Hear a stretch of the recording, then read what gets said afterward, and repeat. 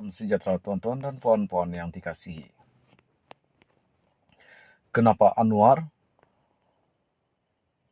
tak arah polis SPRM siasat Zahid isu LCS?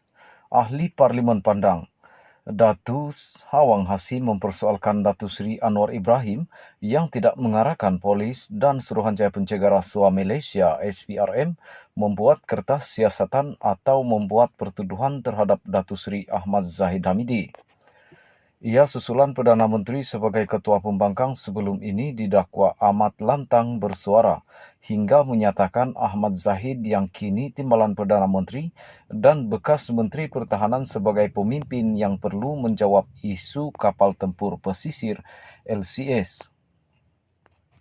Menerusi penyataan pembelaan difailkan terhadap saman oleh Perdana Menteri, bekas Timbalan Menteri Sumber Manusia itu berkata, Anwar menyatakan Ahmad Zahid bersubahat dan bersekongkol dengan perolehan LCS selain menerima rasuah itu, dirasakannya Ahmad Zahid lebih penting dari negara.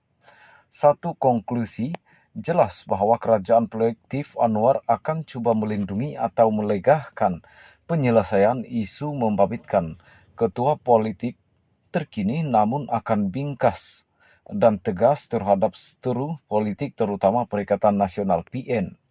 Maka ini yang dimaksudkan oleh Defendant Awang sebagai strategi dan kaedah menggugut yang secara jelas bukannya merujuk kepada satu perlakuan jenayah namun adalah strategi dan kaedah politik yang digunakan terutama dalam politik sebenar.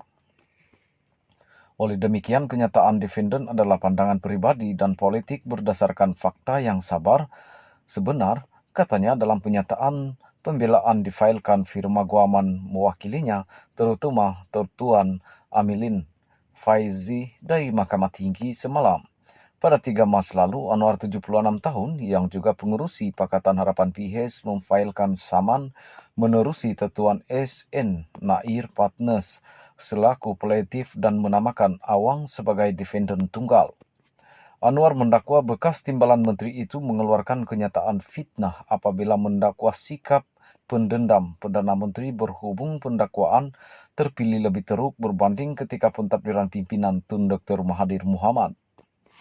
Awang membuat kenyataan berhubung pendakwaan terpilih itu ketika ditemui media di lobi Parlimen pada 21 Februari lalu dengan merujuk pendakwaan terhadap bekas Ketua Penerangan Bersatu Datu Wan Saiful Wanjan yang berdepan dua pertuduhan meminta dan menerima rasuah RM6,9 juta.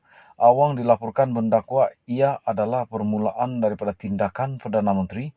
Awang berkata pertuduhan itu ke atas Wan Saiful pada 20 Februari lalu hanya kira-kira 3 bulan daripada tarikh Anwar mengangkat sumpah sebagai Perdana Menteri pada 24 November 2022.